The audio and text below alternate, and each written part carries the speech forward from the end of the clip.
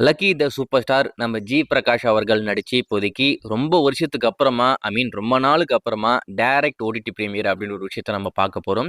இந்த படம் தேட்டருக்காக எடுத்திருந்தாலும் தேட்டரில் வர போகிறதுல நேரடி ஓடிடியாக தான் ஹாட் ஸ்டாரில் இந்த படத்தை ஸ்ட்ரீம் பண்ண போகிறாங்க.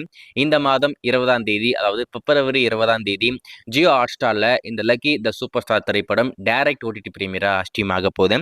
இந்த படத்தை பொறுத்த வரைக்கும் ஒரு ஃபேண்டசி திரைப்படம், அதாவது ஒரு பெட் டாக் பெட்டை வச்சு தான் மையமாக வச்சு தான் இந்த படம் போக போகுது. எனக்கு இந்த பெட் லவரா ஒரு படம் வந்துச்சு, எனக்கு ரொம்ப பிடிச்சிருக்கு அப்படின்னு இந்தியன் சினிமாவில் அப்படின்னு எடுத்துக்கிட்டிங்கன்னா அது 777 சார்லி தான். அந்த திரைப்படம் எனக்கு ரொம்பவே ஒரு பிடிச்ச ஒரு திரைப்படம். ரொம்பவே ஒரு அற்புதமான ஒரு மேக்கிங், எமோஷன் கனெக்ட்லாம் அந்த படத்தில் ரொம்ப சூப்பராக இருக்கும். ஸோ அந்த படம் என்னதான் ஒரு கன்னடா படமாக இருந்தாலும் வெளிவந்த எல்லா மாநிலங்களிலும் அந்த படத்துக்கு ஒரு நல்ல வரவேற்பு. 777 சார்லிக்கு சீக்குவல் இருக்குது அப்படின்ற மாதிரி சொன்னாங்க. அது எப்போ பண்ண போகிறாங்கன்னு தெரியல. ஸோ ஏதோ ஒன்று நம்ம ஜி பிரகாஷ் அவர்கள் நடித்து இப்போதைக்கு ஒரு பெட் லவராக ஒரு டாக மையமாக வச்சு ஒரு படம் பண்ணுறாங்க. ஒரு சின்ன நாய்க்குட்டி தான் இந்த படத்தில் மெயின் கேரக்டர் பண்ண போகுது. அது பண்ணக்கூடிய சேட்டைகள் அது இதுன்னு சொல்லிட்டு ஒரு வித்தியாசமான ஒரு கதைக்களம், ஃபேமிலி ஆடியன்ஸ்களுக்கு ஏற்ற மாதிரி ஒரு திரைப்படமாக இருக்க போகுது.